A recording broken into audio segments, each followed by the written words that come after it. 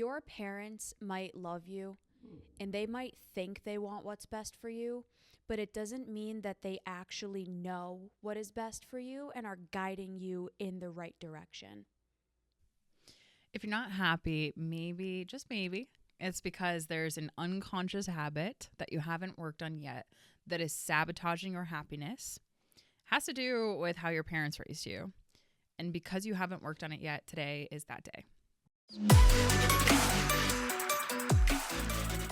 Hey everybody, it's Bianca. Welcome back, Evolvers. It's your girl, Emilia. I'm excited to get into this episode because of the fact that Bianca and I have spoken with so many millennials at this point, and this becomes a big, interesting point where she and I are able to share from the perspective of millennials. However, this isn't just a millennial issue, and we want to bring it forward to the masses, to our listeners, to the community, because of what really is underneath what is going on here. And what is going on here is the fact that there are so many young adults that are getting into the world. They're starting their first job. They're getting into graduate school. They're going out into this big, audacious world. And for lack of better words, it's eating them up, chewing them, and spitting them out. And so those people come to us saying, hey, Emilia, Bianca, y'all seem like cool chicks. But honestly, I'm really struggling and I'm not happy. I'm not fulfilled. And I don't know how to navigate my life. And I'm fearful that if I actually admit that, what that's going to mean about me, what that's going to mean about my circumstances. And when B and I actually get behind, the life, or pull the curtain back, what we realize is that there's tendencies that are at play here. And so I want to bring forward an example. I'm going to obviously keep the names anonymous, but as you listen to this episode, I want us all thinking about our experiences and where this has showed up, because it's not just, like I said, the millennials that are coming in and experiencing this. I have seen people that are in their 40s, that are in their 50s, and even in their 60s, where they have dealt with some degree of this. And what this really comes down to is what my client had experienced, which is she's now in her late 20s, and she went to school. She and her family, she came from a family that was highly codependent on one another and very enmeshed. And so what that looks like is every single family gathering, they're always there. What it was like for her is that if she's not wearing the clothes that her parents tell her to wear, if she's not doing the things, hanging out with the people, or saying the right things, there was always a problem. And so over time, what she learned was, unless I have my mom and or dad's approval on my action or what I say or what I wear, I really shouldn't be making the decisions. I shouldn't be calling the shots. And so what she went through was, now she had gone to her undergrad, she had gotten her degree, and she was considering going to graduate school. And immediately the answer to her was no, because she just got so in her head about she would actually have to move out of her parents' house. She would all of a sudden have to figure out how to pay her own bills, how to do things that a normal, functional adult would have to do, right? Learn how to operate within society outside of the quote unquote nest of the family home. And she had said, she's like, Emilia, honestly, I'm really scared because I don't know how to do any of this. My parents never taught me any of this. And I don't want to go to grad school and then have all this debt that I have to pay back while I'm trying to figure out how do you even go about renting an apartment. I don't even know where to begin on that. I don't know who to talk to. There's just so many unknowns. So for her, she immediately shut her opportunity down. She's going to go to school for, I think it was organizational business, her master's degree. And she said, yeah, I'm not going to do that. Instead, I'm going to try to find a job, and I'm going to, see what's out there. I'm going to see what's out there, and I'm not going to go. I'm not going to go, even though she was kind of interested. There was a part of her that definitely showed interest in this graduate program that she was looking at. And I said, okay, well, let's call her Jane. I said, Jane, what kind of options are you saying, when it comes to the job market? It's awesome. Like, you finished college. That's great. Now, when it comes to the job market, what are you thinking, you want to really go and get started? Because we, based on the goals that you've shared with me, we got to build a resume. We really have to build experience in this world. And she said, actually, I think I'll just get a job with my dad. He has a job, and he owns a dealership, and I'll just get a job with him. And I said, okay, so I'm not hearing any options in that. And B, you're shaking your head because we've heard stories like this again and again. And, it breaks my heart because that was the easy road for her because it was certain, right? And all of us as human beings, we tend to gravitate towards the easy road because there's more certainty, right? If we were to compare even just going out and putting out her resume or trying out different other jobs or job opportunities, she would have a ton of uncertainty because she doesn't know how to put her resume together.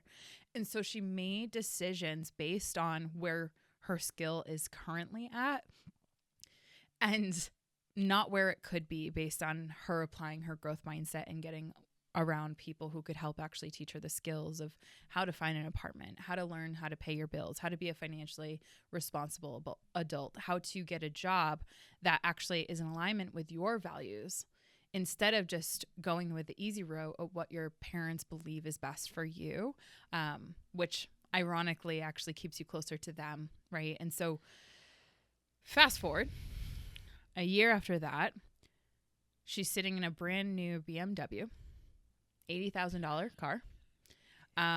She isn't paying her own rent. She's in an apartment. She's not paying her own rent. Her parents are paying her rent. And again, I don't say this to induce any shame to anyone, but this is the reality of a lot of people's lives that they're not admitting to.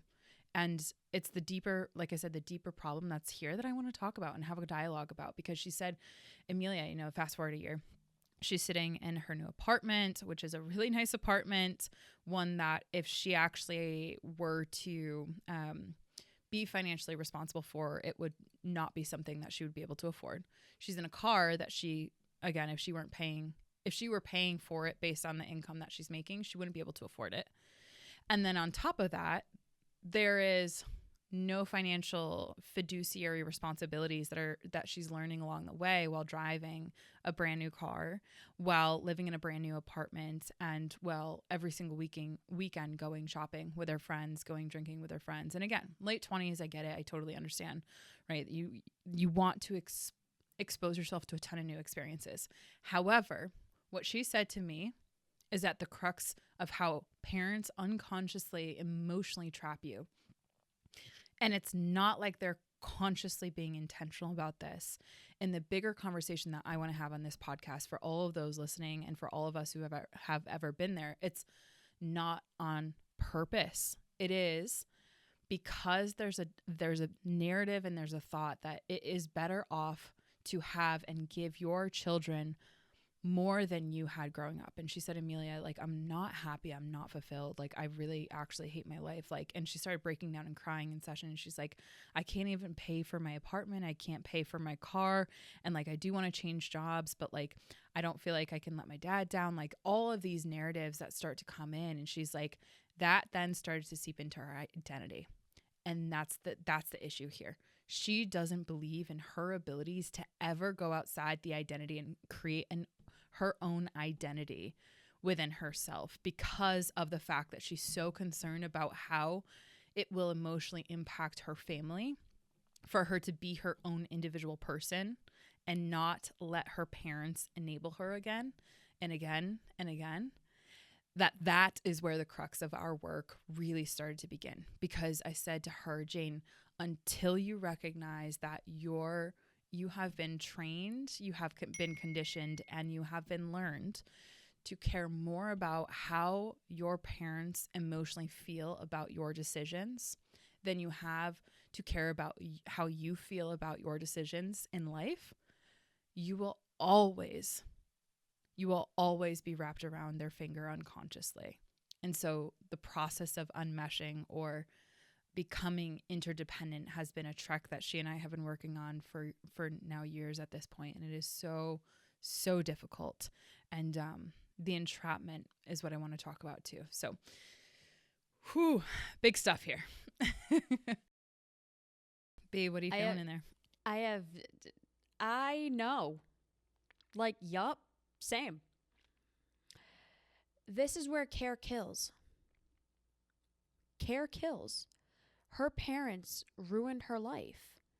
And they did it under the guise of, we're doing everything for you. We're doing everything for you so you don't have to struggle. We're doing everything for you so you don't have to experience hardship. We want you to have a very good and abundant life. But by doing that, they've also ensured that she has no identity, no autonomy, no individuality, no sense of certainty, no control, no self-trust, no self-love. Yeah, she has a nice car and a nice apartment, and it probably feels like a trap.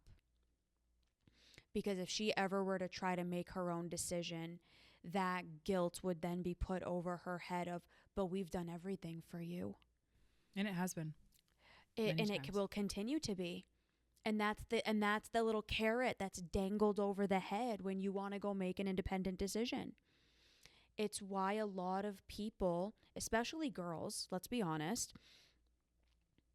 are incapable of doing things because they become daddy's little princess who doesn't have to learn how to do anything because daddy does everything for you and your parents do everything for you. And you never learn how to be self-sufficient. I have so many clients that are in that same exact boat. Not just women, but that client is a female, so I'm just using that as an example. In my culture, that is 1,000% what happens. And then the thing that happens after that is you don't need to learn how to do anything because you're going to marry a man within our culture, and then he'll take over. And that way you don't have to learn how to do anything. I have a client who's going through the same exact thing. Her parents just bought her a $90,000 Porsche. She's 20, 21. What the hell is she supposed to do? How is she supposed to learn how to do anything when every opportunity was just given to her? No learning, no self-sufficiency, nothing. I have another client, very similar situation. Her parents, the psychological manipulation that her parents did to her are on another level of insane. She was told that if you have a sip of alcohol, you're instantly going to get drunk and then you're going to get arrested and the police are just going to know. And I'm like, what? Whoa. Her parents wouldn't let her, they wouldn't let her and her brother sleep in the same room together because of weird stuff. I'm like, oh my God, what the hell are your parents teaching you? It's just weird. Very, very weird. This client was not allowed to make a single decision without every single person in her family, but particularly her parents, jumping in and saying, don't do this, do this, don't do this, do this, and really using fear-mongering to guide her decision making. And so this client had an opportunity to move across the country for a job. Everyone in her family told her not to do it, but we were working together and I was like, honestly, this would be an amazing opportunity for you. You should do it. So she did, thankfully. The entire time she has been there, because it's been a little over a year now, every single day her parents are messaging her and calling her, trying to get her to make these really bad choices because it's what's best for them and not actually what's best for my client. And she and I were actually on the phone yesterday and she's sending me these messages, sending me what they're telling her. And she's like, am I crazy? Am I crazy? I don't understand what they're saying. And I'm like, no, you're right. Everyone in your family is telling you that you're wrong. You're right. You know why they keep telling you that? Because it benefits them. Right. They want you to move back home. They want you to make certain financial decisions because it makes them look better. It has nothing to do with you. I grew up in a family that was very similar to this. I mean, I'm very grateful for my parents. They provided a lot. but I didn't know how to do shit. I did not know how to do anything. Anything. And that was one of the biggest reasons why I stayed in that relationship that I was in for so long, because I didn't know how to do anything. Like your client, I didn't know how to get an apartment. I didn't know how to get insurance. I didn't know how to get a car. I didn't know how to pay my own taxes. I had never done it before. I never learned how to be a self-sufficient human being. And everything my parents did, and for anyone who's listening and watching this, and for any parents listening to this, we are not trying to shame parents. But we have to understand the consequences of the behaviors and the consequences of the actions. My parents fucked me. Like, I was screwed. My sister doesn't know how to do this stuff. Her partner does. So he's doing a lot of this stuff and he's helping her, and my parents are still doing it. I didn't know how to do anything. And I struggled so much. Yes, you want to give your kids everything you never had. Give them skills you never had. That's what really matters. It doesn't matter. Like, money, you can earn money. This is something that I've had to learn. Like, when that relationship ended, I had the choice to go back home. And thank God I got on the phone with Emilia, with you and Alan, and you guys were like, don't do it. Because it was a trap. My parents are like, we'll do everything for you. We'll renovate the entire basement. Like, we'll re-renovate it. We'll build you a recording studio down here. We'll put a lock on the door. Sweet. Emilia, and like the on thing the surface is, level is so kind and generous. they would have done it. They would have done it. They would have done For anything to get me back home. Because in their mind, that was what was best for me. Yeah. And in their mind, based on what they knew about me, they were right based on their perspective. Mm-hmm.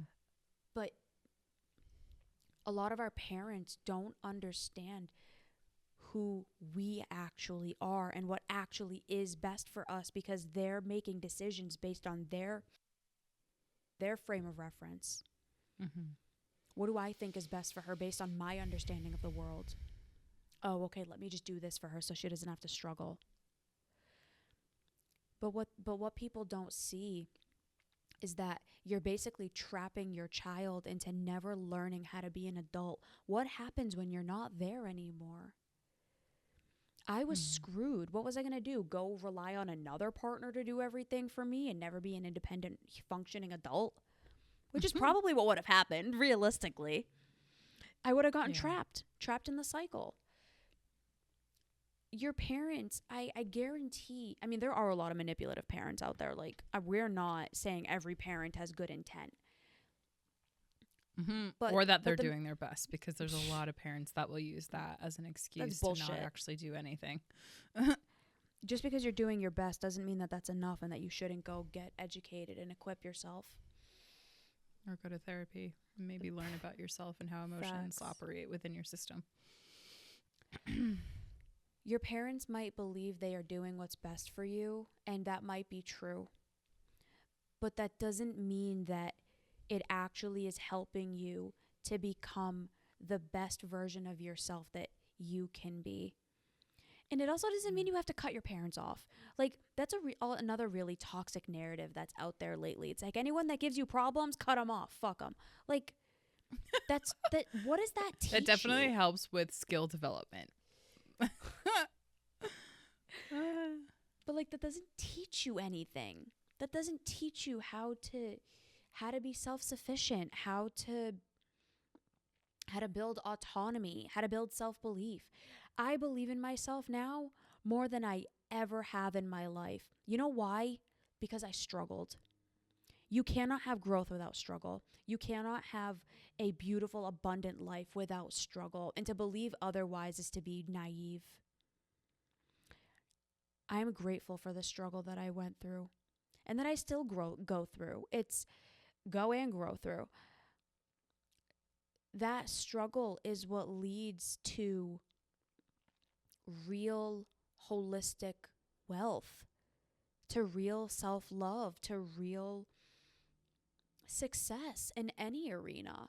But you can't have that if your parents are doing everything for you and if you're allowing it because it's easier. Your client, it's so much easier for her. She gets a beautiful apartment and a nice car that she didn't have to work for. She doesn't have to struggle. She doesn't have to put up boundaries. She doesn't have to learn how to have a difficult conversation with her parents. She doesn't have to learn how to tell them, hey, I want you to take this car back and I want you to show me how to buy a car. Nobody's going to do that. Who the hell is going to give up an $80,000 BMW?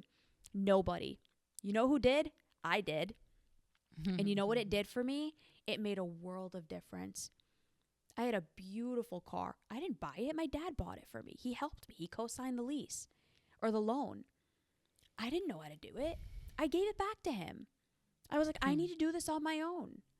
I need to figure out how to be an adult. And if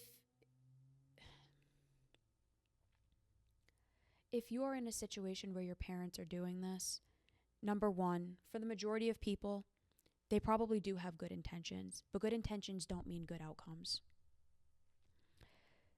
You need to be willing to give up things and to give up the luxuries that you're getting in order to be able to actually get them for yourself someday. One of the things that you really taught me that I appreciate so much, you're like, B, my parents could have given me everything, but I know that if I ever want something, I know how to get it. Yeah. Think of the power that you have as a human being when you know without a shadow of a doubt, if I want something, I can get it for me. If I need something, I can do it. Not hyper individualism. It's like you know how to ask for help. You know when, you know who, you know where. But when everything is done for you, what do you do? Yeah. And, I think someone might be listening to this episode and hearing, and maybe they might be on the end that like, my parents didn't really have a ton of like physical things, because you and I are talking about the tangible world a lot, like cars, apartments, clothes, this, that. They might be listening to this and like some other clients that I've had where their parents actually didn't have much to give. But what they did give, or what they played around with, was the withholding of love. So like, for example, I have another client who, when she would cry, she was like 7 years old. She shared a memory with me. She's like, I was 7 years old. I remember crying, and I remember my parents literally walking into the other room until I was done crying. They wouldn't give me a hug.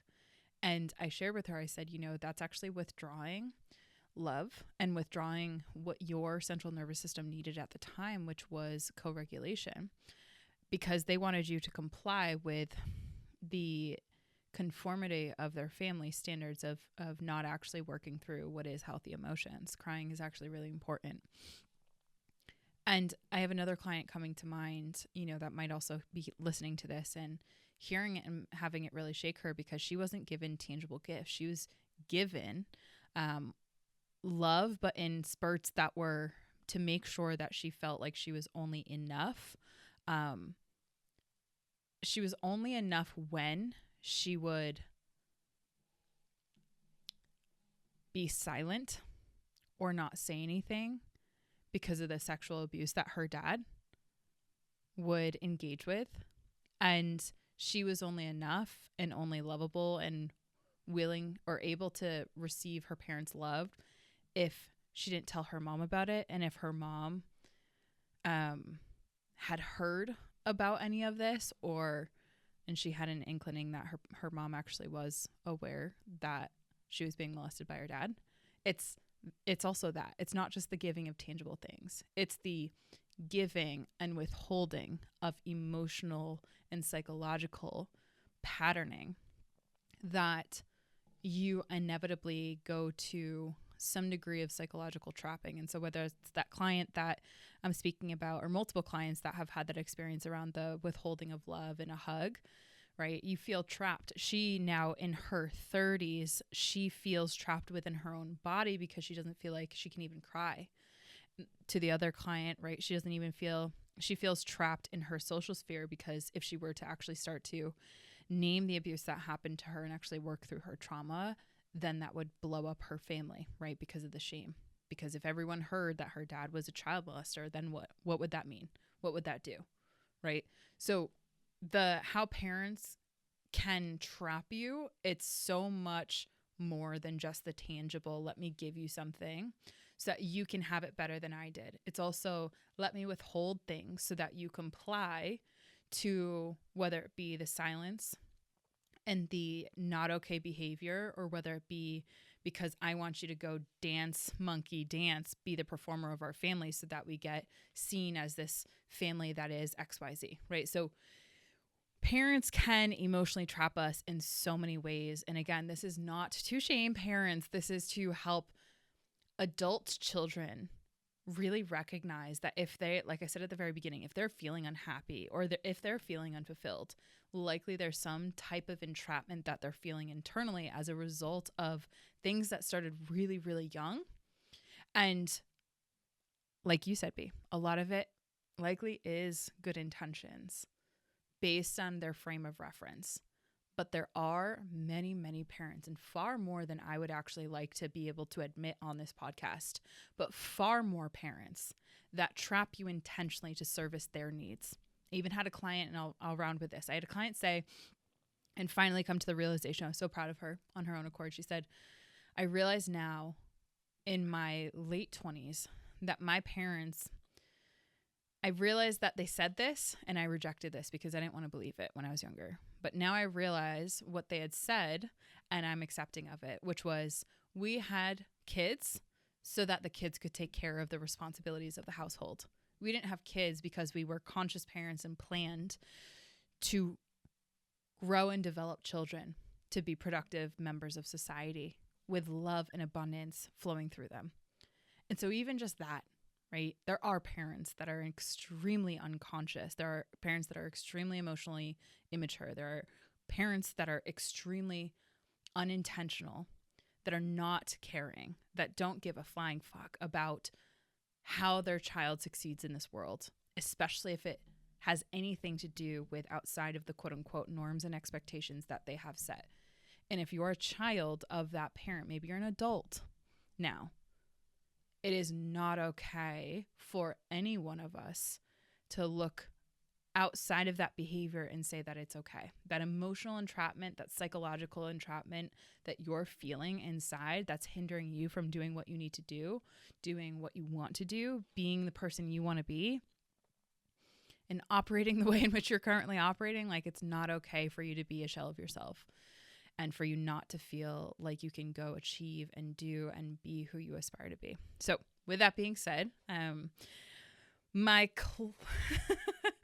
closing sentiment is that, again, you might not even realize that you've been experiencing some of the things that we talked about here. You might not realize that what you're willing to take from your parents, or what you are trained to take from your parents, is conditional giving, is conditional love, is psychological warfare, is the lack of receiving skills. And if you're someone who has parents, I want to encourage you to focus more on the skill development and receiving that, like Bianca, you had done. And like I was fortunate enough to do as well. But not every parent cultivates a space where you can develop that skill. And that's where coaching or therapy really comes in to help you, number one, realize that. Number two, admit that, because some of the hardest truths come in the deep pedestaling of your parents, that they're not this incredible person that you thought they were at 2 years old, that they actually don't have your best intentions at heart because they're emotionally immature themselves, right? That they actually don't know how to give you the skills that you're going to need to be a functioning adult, and that there are other people in this world that can really support you. To the client word that I had earlier this week, like, my chosen family was so much better than my actual family, because they were the ones that actually helped to grow and develop me and to encourage me to be my own autonomous human being, not hyper independent, but one that was healthy in the skill development, that could cultivate a growth mindset, that actually recognized the truth and could think rationally and not just be in this emotional, psychological, social warfare that my family is in. So with that, my episode suggestion is, why can't I trust myself? which is 390, goes off of this topic about entrapment and psychological and emotional entrapment. So, B, what's your closing sentiment and final episode suggestion?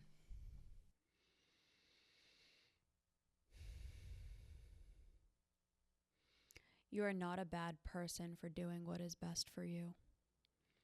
A lot of us who have parents who did everything for us or tried to emotionally trap us or did things that weren't actually in our best interest, they are going to do everything that they can to guilt you.